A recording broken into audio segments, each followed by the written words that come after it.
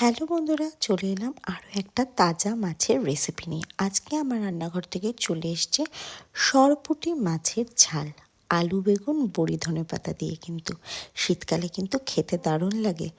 প্রথমে আমি মাছগুলো ভালোভাবে ধুয়ে তার মধ্যে লবণ আর কিছুটা হলুদ দিয়ে মাছগুলোকে হাতের সাহায্যে বেশ ভালোভাবে মাখিয়ে নিতে হবে, যাতে হলুদ লবণটা সমস্ত মাছে লেগে যায়। অন্যদিকে কড়াইটা দিয়ে তার মধ্যে তেল গরম করে প্রথমে আমি বড়িগুলোকে ভালোভাবে কিন্তু ভেজে নেব লালচে করে। বড়ি ভাজতে গিয়ে অনেকটা তেল চলে যায় জানি, কিন্তু কি করবে বলো, বড়িটা কিন্তু ছাকা তেলেই ভাজতে হবে। তারপর আরও কিছুটা তেল গরম করে একে একে মাছের পিসগুলো গরম তেলের মধ্যে ছেড়ে দিতে হবে।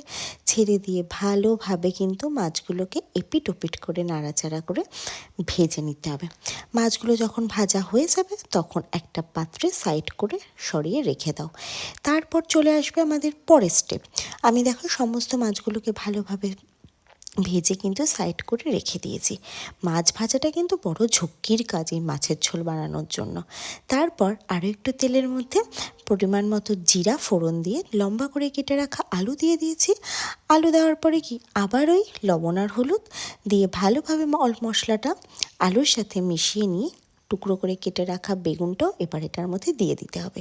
বেগুনটা দিয়ে বেশ কিছুক্ষণ নাড়াচাড়া করে আবার গুঁড়ো মশলা, ধনের গুঁড়ো, জিরের গুঁড়ো আর লঙ্কার গুঁড়ো, আর কি গুঁড়ো মশলাই বা দেবে বলো, এই তো আছে।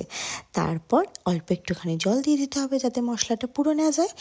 ভালোভাবে জলের সাথে ভালোভাবে মিশিয়ে নিতে হবে আলু বেগুনটাকে। তারপর ঢাকা দিয়ে দিতে হবে, গ্যাসটা যাতে সাশ্রয় হয় আর আলু বেগুনটাও যাতে তাড়াতাড়ি সেদ্ধ হয়ে যায় তার জন্য।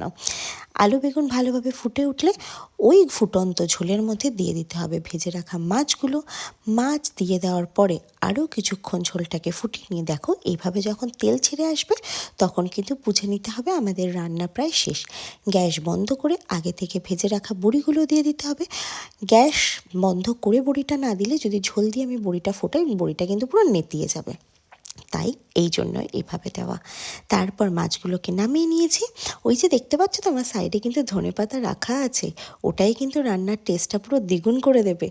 এবার ধনেপাতাটা ভালোভাবে মাছের উপর ছড়িয়ে দিয়ে সার্ভ করে দিলেই রেডি। আর এক থালা ভাত কিন্তু নিমেষেই শেষ হয়ে যাবে।